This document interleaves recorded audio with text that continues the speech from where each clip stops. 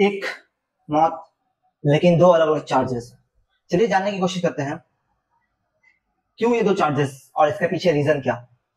एक culpable homicide तो दूसरा मर्डर। सबसे पहले जानेंगे हम ये कि क्राइम आईपीसी या बीएनएस एक्ट में किसको कहते हैं।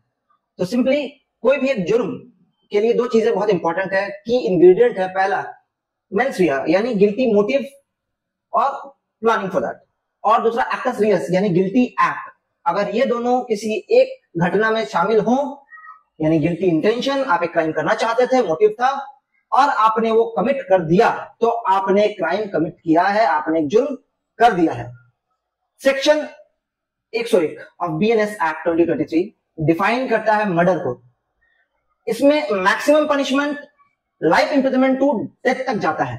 मर्डर कब होता है? जब हम प्लान करते हैं कि मुझे एक्स को मारना है और एक्स को ही मारना है, और आखिर में ब्रूटली बहुत ही गंदे विभत्स तरीके से मैं जाता हूं और उसका खून कर देता हूं, उसको मार देता हूं जान से, तो ये मर्डर कहलाएगा। मेरी प्लानिंग थी, मेरा इंटेंशन था और मैंने उसको एग्जीक्यूट कर दिया, तो ये मर्डर हो गया। जैसा कि एज फॉर एग्जांपल मेरा प्रॉपर्टी हथियाने का मोटिव था और मैंने अपने बड़ों को, सारे लोगों को जहर देकर मार दिया, ये मर्डर होगा। दूसरा कल्पेबल होमिसाइड, ये सेक्शन 104 बीएनएस एक्ट में डिफाइंड है। इसमें क्या खास चीजें हैं? इसमें आपके हाथ से किसी का खून तो होता है, आपने किसी एक को जान तो ले लिया, एक जान ले ली, लेकिन आप उसको मारना नहीं चाहते थे, आपका मोटिव नहीं था उसको मारना। इसको ऐसे आप समझिए कि आप रैश ड्राइविंग कर रहे हैं, आप नेग्लिजेंट है, रैश ड्राइविंग की वजह से किसी एक इंसान से आपकी गाड़ी का टक्कर हो गया और वो वहीं पे मर गया।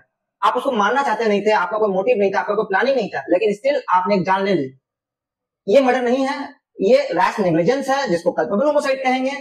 इसकी इंग्रेडिएंट होती है कि भाई आपका विदाउट मोटिव रैश नेग्लिजेंस की वजह से आपने किसी की जान ले ली। यहाँ पे मैक्सिमम पनिशमेंट 10 साल से लेकर लाइफ इंप्रिजनमेंट तक जाता है और ये केस टू केस वैरी करता है। अच्छा, एक बात और याद रखिए, यहाँ पे सिर्फ और सिर्फ क्राइम कमिट करने वाले की सजा है। मोटर व्हीकल एक्ट कंपनसेशन का इंतजाम करता है विक्टिम्स के लिए जो इस दुर्घटना का शिकार होते हैं। तो इस चीज से हमने क्या सीखा है? एक जगह मर्डर जहां पे आपका इंटेंशन है, आपने प्लान करके उसको मारा, ये क्राइम है जिसके लिए पनिशमेंट बहुत ज्यादा है। दूसरा जगह कल्पेबल होमिसाइड, जहां पे आप नहीं चाहते थे जान लेना, लेकिन सिचुएशन ऐसा बन गया इसकी वजह से आपने जान ले ली।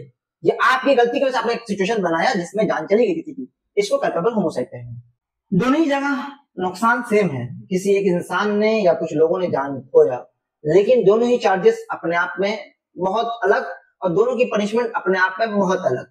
ऐसे ही क्रिमिनल लॉ और अदर लीगल इंफॉर्मेशन के लिए हमारा चैनल सब्सक्राइब करें। Thank you.